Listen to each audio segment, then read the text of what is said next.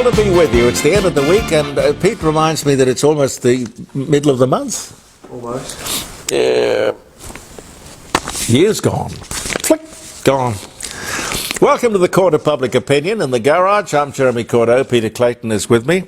As I say, April 14, end of the week. Before we get into, before we do anything, this is takes the cake. Listen to this, will you? The US wants to elevate China to developed country status. Beijing is furious. Don't you love it? There's self-interest, you know. If there's a horse racing at Randwick in Sydney, or wherever they race in Flemington in Melbourne, or wherever, Moonee Valley or whatever, if there's a horse racing called self-interest, back it, because it will always win. The US bid to deprive China of its developing country designation has very much to do with the trade war currently underway between the two countries. It says here, the US House of Representatives has voted to strip China of its status as a developing country. China has condemned the move and refuses to join the ranks of developed or wealthy nations. At stake are critical economic and geopolitical issues for the world's second largest economy. I think they've got the world's biggest standing army. They have the world's second largest navy. The US House of Representatives was unanimous. The Chinese response was unanimously furious. Ironically, it was a bid by the US lawmakers to raise China's status on the official development scale that has enraged Beijing. China has been declaring itself a major global power and adopting great power diplomacy. You can say that again. Great saber rattling as well over the past few years. But that's on the geopolitical scale. When it comes to dollars and cents, the world's second largest economy prefers to pitch its tent and throw its weight at the back of the development room. Well, I hope that I hope that gets short shrift. China is a developing nation. And this, of course, all goes back to the Lima Declaration, where Whitlam signed over, and all of the Western countries favoured the developing countries, divested themselves of their manufacturing jobs and industry and enterprise in favour of giving help to third world struggling countries, pull them out of poverty, they all said. If you've been to China, you've been to a very rich country. April 14th. This was the day in 1912, RMS Titanic, the world's largest ocean liner, hits an iceberg. I remember the other day telling you when she set sail on the maiden voyage. It was 11:40 p.m. off Newfoundland, sinks in the early hours of the 15th of April. Earlier, the unsinkable Titanic. 1894, the first public showing of Thomas Edison's kinescope. Moving pictures. Wow, they've come a long way, haven't they? 1914, US head of Firestone Tyres Rubber Company. He patents the non-skid pattern, the tread, on the inflatable tyre. They were a smart outfit. Stacy G. Clarknuff was his name, 1914. John Gielgud, later Sir John Gielgud, British stage and screen actor, director. Arthur, Hamlet, Ages of Man, born in London, 1904. He dies in 2000. Great actor, Sir John Gielgud. 1841, the first detective story. The very first detective story is published. Edgar Allan Poe's Murders in Rouen, April 1841. I must admit I haven't read it. But the first detective story, it's hard to imagine that they'd never had detective stories before. Loretta Lynn, country singer, songwriter, coal miner's daughter. She was born in Butcher's Hollow in Kentucky. Do you like Loretta Lynn, Pete? Yeah, I do. Yeah, she died in 2022. She was born in 1932. 1896 on this day, US Patent Office issues the patent number 558393 to one Dr. John Harvey Kellogg of Battle Creek, Michigan, for flaked cereal and the process of making same. Happy birthday to cornflakes! Golly, 1896. What would people have for breakfast before that? I mean, oats, porridge. Yeah. US President Abraham Lincoln is shot in the head by John Wilkes Booth at Ford's Theatre in Washington. He dies a day later, but this was the day he was shot in 1865. I quote Abraham Lincoln a lot. Somebody did contact me and ask me if I could give details of where I get those quotes from. I will do that. I'll do it on Monday. But there are a couple of books. There's one called Talk Back Trash and Treasure that was put together by Stephanie Marsden. If you get a copy of that, it's a great book, and she quotes an awful lot of Abraham Lincoln in there. And there was another thing called, oh golly, if I've got it. I thought to myself, when I retire, I'll go through all my books and I'll work up an index, and I'll be able to put my hand on any book that I want at a moment's notice. But there is a book, I think it was Jacob Broad. He was an old-time circuit court judge in America, and he wrote a wonderful, wonderful book. If only I could find it. It was called Quips, Quotes and Anecdotes. And it had a quip or a quote or an anecdote for any occasion, any situation. It's a wonderful resource to have. I'll try and find that over the weekend. Where was I?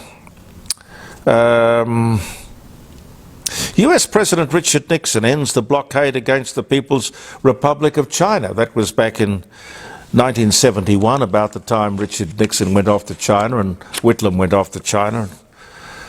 The great thawing of all of that. The first American dictionary, Noah Webster, registers the copyright for the publication on this day in 1828. The first Volvo car. I have one down there. It's a P1800S. Lovely car. The Saint. They used to use it in the TV show The Saint. Very pretty car. I love the look of the Volvo, most of them. Not so much the boxy ones. They did go through that awful stage where they had I think a 12-year-old in the design department. The car should be feminine and attractive and beautiful. The first Volvo car premieres 1927. Rod Steiger on this day, American actor. He died 2002, but born in 1925. And a severe hailstorm strikes Sydney, causing $1.7 billion. Can that be right? $1.7 billion in damages. 1999 was the year. Most costly natural disaster in Australia's history. Golly, I didn't know that. It's an interesting one. Julie Christie, the British actress, she was born in India, 1941. And US President Biden says it's time to end America's longest war, confirming his decision to withdraw all US troops from Afghanistan by September 11. That was said by the then president in 2021 on this day. He's announced, by the way, in an oblique kind of way, not official, but he has said that he, while not officially announcing he will contest the next presidential election next year, that he's going to do it, but it's not announced officially. But also, you've got to understand that Bobby Kennedy Jr. is going to run. Also a Democrat. Be interesting to see. This is also very interesting. Rail authorities in various states of Australia are going to deploy drones in an attempt to catch graffiti vandals, although the story I saw described them as graffiti artists. There's nothing artistic about the rubbish that these people stick on public spaces. Look, I agree. Do anything to try and stamp out graffiti, at least control it, because it's well and truly out of control at the moment. I think the simplest thing is to, well, pass a simple law. Just a simple law. Destroying or vandalizing public property is punishable by a mandatory 10-year jail sentence. Put a few people away. Look like you're serious. And you'll probably make a lot more progress than has been made up until now. If you go to other parts of the world, you will not see graffiti. You go to Singapore, oh, they'll tell you it's a police state. No, it's an ordered, sensible, sane city-state. But you try, you graffiti something. Cameras are everywhere. In fact, it's a good point. With cameras being so prolific, endemic, well, I can't imagine why we can't. But I suppose if you've got somebody in the dead of night with a hoodie on, you're not going to be able to track him down, are you? No, just make sure that there is the threat of the full force of the law hanging over the heads of people who would destroy or damage public property. I mentioned Tupperware shares, didn't I? The end of a 77-year-old company. Young people apparently don't want to go to Tupperware parties. They probably don't know what a Tupperware party is. I can't imagine the generations are so different that what appealed to people 50 years ago doesn't appeal to people today. Yes, you have to update it, you have to repackage it, but human nature is human nature. I understand the demands upon the public purse. Apparently we have to spend, we are told, billions of dollars on the preservation or the restoration of public buildings. Now, these are museums and art galleries, all sorts of public buildings, even the War Memorial in Canberra. Well, they're 50 years old or less. Amazing when you think that they weren't better built back in those days. You go back and you look at some of the buildings that were built centuries ago, and they still stand today. Anyway, they want billions to restore the public buildings, billions for Medicare, they want billions for the NDIS, billions for defence, billions for welfare. Really is a joke. There's no way a small workforce, such as the one we have in Australia, with the taxation system that we have in Australia. We're 25 million people, and I'm not really sure how many people are actually paying tax. Anyway, we're supposed to do all of this and more. And then I see demonstrating in the streets of Adelaide. It was at the Santos, you know, the gas producer, Santos, their AGM here in Adelaide. There were all these people demonstrating. I don't didn't look like they had a job, because how did they get out of work to go and demonstrate? But anyway, they were demonstrating against Santos for daring to create the wealth that these people want to spend. I wonder where they think it comes from. We need the explorers. We need the risk takers, the producers of wealth and jobs. All of these lefties, what they want to do is spend the wealth, allocate the wealth. They've got no idea probably where it comes from and who generates it. Please, can't we get some kind of perspective going here? Start respecting the people who produce the wealth. All right, they're not perfect. I don't pretend they are. But they are the engine room that we need if we're going to keep this show on the road. They produce the wealth that we all increasingly need and increasingly depend upon. Can we kind of get that straight? And on the subject of the Santos AGM last week, all these people from the Tiwi Islands, who told them about the AGM? Who organised and paid for their trip down south?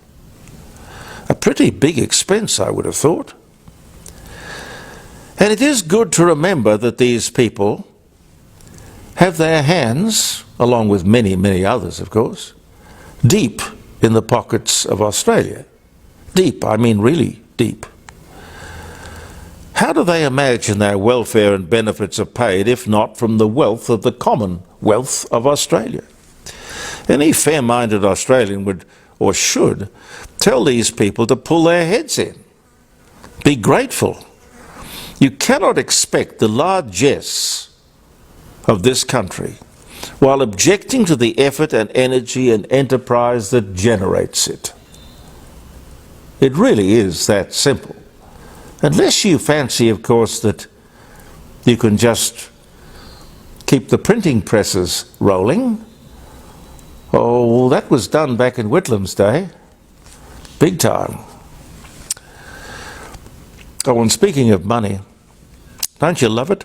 The head of the Reserve Bank, Philip Lowe, at one of his regular press club luncheon things, last week it was, he was being pushed to predict when the interest rates would be cut.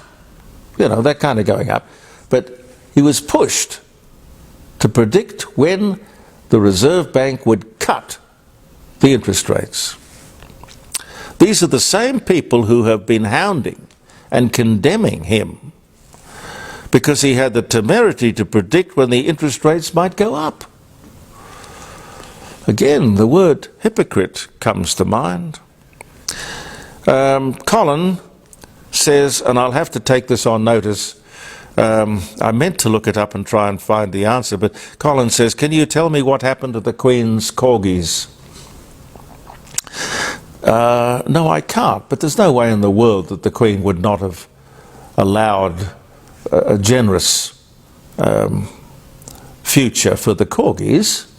I know that the King is surrounded by Jack Russells, but not corgis. Anyway, I'll find out for you. I'll find out and let you know. Oh, and Helen says, Jeremy, you need a haircut. Yes. No, it's true. No, it's true. I do. But I want to keep as far away from that modern thing, you know, with the... It's not short back and sides, it's really the Hitler haircut. Shaved sides and back. It's the Hitler look. I want to keep as far away from that as I possibly can. But it's amazing the people who seem to want to embrace it. Thank you very much for viewing the Court of Public Opinion. Plenty to talk about next week, ladies and gentlemen. Believe in yourself. Thank you for viewing the Court of Public Opinion. I'm Jeremy Cordeux. Peter Clayton and I will be back Monday. Believe in yourself and goodbye for now.